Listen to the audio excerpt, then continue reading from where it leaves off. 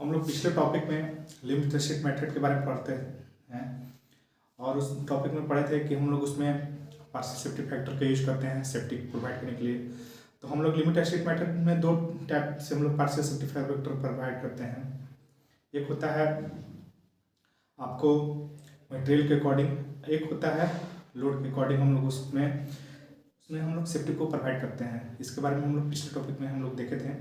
तो हम लोग देखे थे कि जब मटेरियल के अकॉर्डिंग जब हम लोग को सेफ्टी प्रोवाइड करना था तो उसमें हम लोग वैल्यू ले रहे थे कंक्रीट का 1.5 और स्टील का ले रहे थे 1.15 हम लोग ले रहे थे स्टील का।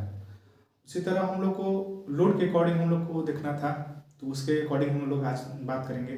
लोड के अकॉर्डिंग हम लोग मटेरियल पाने वाला लोड के अकॉर्डिंग हम लोग देखते हैं कि मेरे मटेरियल के ऊपर आने वाले लोड के कारण हम लोग कितना वैल्यू लेना है सेफ्टी प्रोवाइड करने के लिए, उसके बारे में हम लोग आज पढ़ेंगे।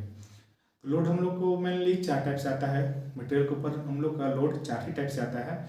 एक होता है dead load, means self load, means खुद का वजन, हम लोग का जितना होगा वो खुद का वजन डेड लोड हो गया। लाइव लोड मतलब लाइव लोड हो गया आपको ऐसा लोड मतलब हमेशा के लिए नहीं हो, कुछ टाइम के लिए हो। जैसे हम लोग छत पर घूमते हैं कुछ टाइम के लिए, या कुछ मतलब छत पर ईटा कुछ टाइम के लिए रखे रहते हैं, हमेशा के लिए थोड़े रखे रहते हैं। फिर उठा के हम लोग को नहीं जरूरत है तो फिर उसको दूसरा जगह हम लोग हटा देते हैं। उसको अर्थक्वेक लोड मतलब धरती के अंदर से जो भूचाल होता है उसके कारण अर्थक्वेक लोड। विंड लोड होता है जब स्ट्रक्चर पर जब जो लोड आता है, जब स्ट्रक्चर उस पर लोड आता है उसको विंड लोड बोलते हैं। उसके अकॉर्डिंग जो लोड आता है उसके अकॉर्डिंग हम लोग सेफ्टी प्रोवाइड करते हैं। इस सब के बारे में हम लोग आज पढ़ेंगे। तो उसमें हम लोग देखेंगे लिमिट स्टेट मेथड हम लोग 2 टाइप में बांटे हैं, लिमिट स्टेट ऑफ कोलैप्स और limit state of serviceability. Limit state of collapse में कौन कौन आता है? लिमिट स्टेट ऑफ कोलैप्स हम लोग आपको टॉर्सन आता है, शियर आता है, कंप्रेशन आता है, टेंशन आता है। कोलैप्स में हम लोग को क्या मिलता है? सेफ्टी मिलता है। कोलैप्स में हम लोग को क्या मिलता है? सेफ्टी मिलता है। और लिमिट स्टेट ऑफ सर्विसेबिलिटी में क्या मिलता है? तो लिमिट स्टेट ऑफ सर्विसेबिलिटी में लॉन्ग लाइफ स्ट्रक्चर मिलता है।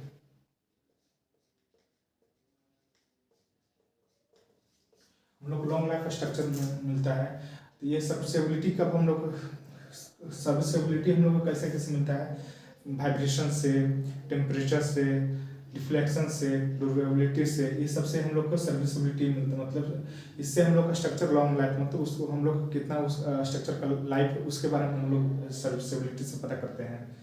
तो हम लोग लिमिट स्टेट मेथड को 2 टाइप में बांटते हैं, लिमिट स्टेट ऑफ कोलैप्स और limit state of serviceability.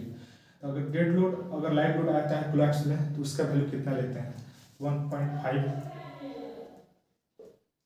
Dead load,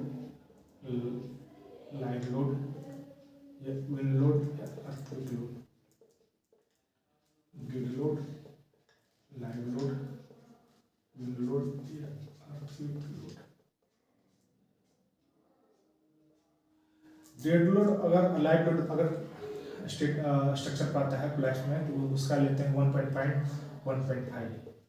अगर dead load plus wind load या अर्थक्वेक लोड आता है, मतलब दोनों में से कोई आता है तो उसका वैल्यू लेते हैं 1.5। मेनली ऐसा नहीं है, मतलब हम लोग देखे हैं कि आज तक स्ट्रक्चर पर दोनों लोड एक साथ कभी नहीं आया है। विंड लोड और अर्थक्वेक लोड आज तक दोनों स्ट्रक्चर पर कभी भी नहीं आया है, दोनों एक साथ कभी नहीं आया, विंड लोड और अर्थक्वेक लोड।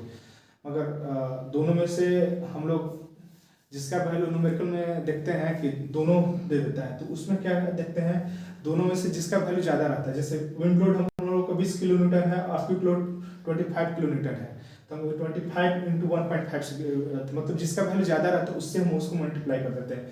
इसका 20 है, इसका 25 है, मतलब विंड लोड मतलब 20 है और अर्थक्वेक लोड 25 है, 25 × 1.5 से इंटू करके उसका हम लोग डिजाइन करके मतलब वैल्यू वो मतलब वैल्यू आ गया हम लोग को डिजाइन मतलब स्ट्रक्चर का।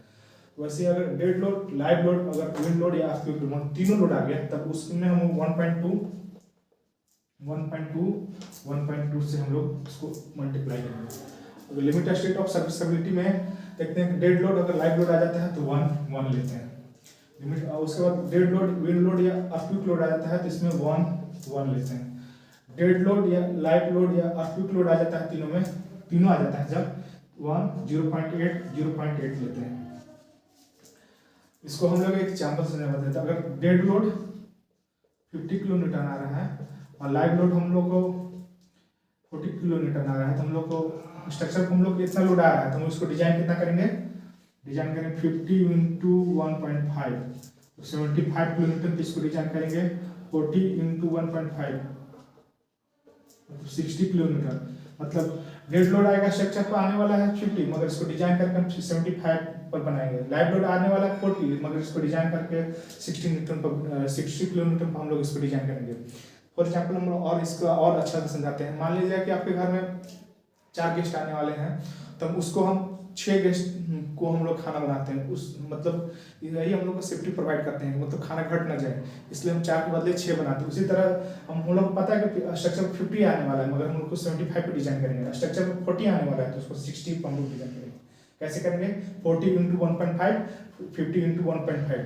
और अगर ओवर टर्निंग आ गया स्ट्रक्चर में, अगर ओवर टर्निंग आ गया, मतलब ओवर टर्निंग मतलब स्लाइड हो गया स्ट्रक्चर, जब स्लाइड होने लगता है स्ट्रक्चर, तो हम उसके वहां पर डेड लोड कितना लेते हैं, 0.9 लेते हैं।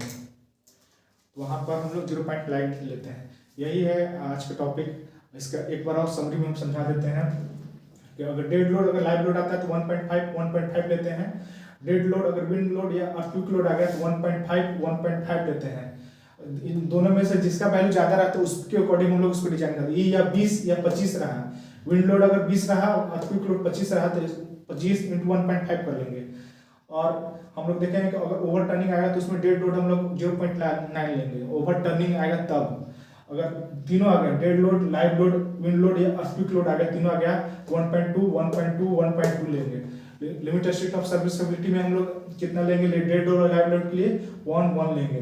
डेड लोड और विंड लोड या अर्थक्वेक लोड के लिए हम लोग कितना लेंगे, 1 लेंगे।